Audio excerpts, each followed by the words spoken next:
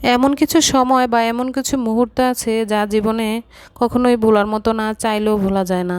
Hello everyone, আসসালামু আলাইকুম। সবাই কেমন আছেন? শরীফাস লাইফস্টাইলে আপনাদেরকে স্বাগতম। আজকে আপনাদের সাথে শেয়ার করছি আমার কিছু মুহূর্ত, যা ভালো লাগার মুহূর্ত, যা ভুলতে পারতেছি না বা চাইলেও কখনো ভোলা যাবে না বা ভোলা সম্ভব নয়। বাসা যখন পাল্টেছি তখন নতুন বাসায় থাকবো বলে মামাকে বলেছিলাম থাকতে। হঠাৎ করে রাত 1:30-2টা বাজে, তখন আমার খিদা পেয়েছে। ঘরে খাবারের মতো কিছু ছিল না, যা আমি আগের ভিডিওতে বলেছিলাম। মামা বলল উনি নিজেই নাকি খিচুড়িটা রান্না করবে। গরুর মাংস ছিল ঘরে, গরুর মাংসটা আমি কেটে নিয়েছি। তো উনি খিচুড়ির সাথে মাংসটা একসাথে দিতে চেয়েছিল, সিদ্ধ হবে না বিদায় আমি আলাদা মাংসটা প্রেসার কুকারে রান্না করে দিচ্ছি। মাত্র 20 থেকে 15 মিনিট সময় লাগবে।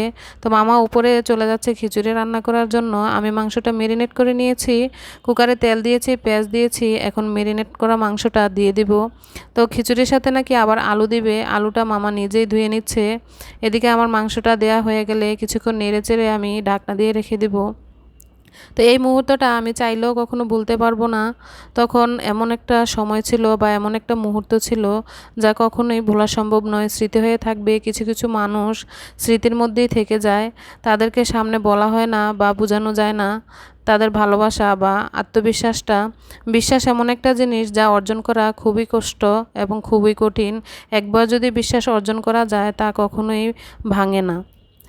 আর তাদের সাথে আমাদের এমন একটা সম্পর্ক তৈরি হয়েছে, কাজ করতে করতে একদম আত্মীয়ের মতোই একটা সম্পর্ক তৈরি হয়ে গিয়েছে। যারা কাজ করেছে ওনারা সবই ভালো, অনেক আন্তরিক ছিল সবাই, এবং আমাদের কাছে অনেক ভালো লেগেছে। তো মামা এখানে খিচুড়িটা বসিয়ে দিয়েছে।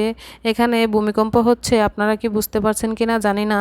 নিজের ভিডিও সব সময় নিজেই করি, নিজেই ভয়েস দিই, নিজেই এডিটিং করি। আজকে ছেলেকে বলেছিলাম আমি যে নিচে মাংসটা রান্না করছি, তাই ওকে বলছি যে উপর থেকে ও নিজে যেন শটটা নেয়। তো ও ছাদে চলে এসেছে মামা খিচুড়িটা কিভাবে রান্না করছে সেই শটটা নেওয়ার জন্য। তো ও শট নিতে গিয়ে একদম পুরো ভূমিকম্প উঠে গেছে। এমনভাবে ক্যামেরাটা নাড়াচাড়া করছে যে কি করতেছে বা কি দিচ্ছে না দিচ্ছে, কি করছে কিছুই বোঝা যাচ্ছে না। আরেকটা জিনিস লক্ষ্য করেছেন কি না জানি না, আগুন এমন তাপমাত্রায় বাড়িয়ে দিয়েছে যা বলার বাহিরে। আমার পাতিলের তো একদম 12টা বাজিয়ে দিয়েছে। তো এরই মধ্যে আমার মাংস রান্নাটা হয়ে গিয়েছে। মাংস নিয়ে আমি ছাদে চলে এসেছি, মাংসটা খিচুড়ির মধ্যে দিয়ে দিয়েছি। মাংসটা একদম সিদ্ধ হয়ে গিয়েছে। মাংস দেওয়া হয়ে গেলে এখানে পর্যাপ্ত পরিমাণের পানি দিয়ে একটু নাড়াচাড়া করে তারপরে ফুটিয়ে নিব। তো ফুটানো তো হয়ে গিয়েছে। এখন খিচুড়িটা একদম প্রায় রান্না শেষ হয়ে গিয়েছে। খিচুড়িটা এত স্বাদ হয়েছে যে বলার বাহিরে।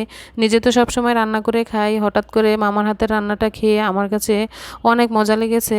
তো আগুন যে দমে দিয়েছে একদম পাতিলের নিচে পুড়ে গিয়েছিল। খিচুড়িটা কিন্তু স্বাদের কোনো কম ছিল না, কিন্তু একটু হালকা হালকা পোড়া গন্ধ আসছিল।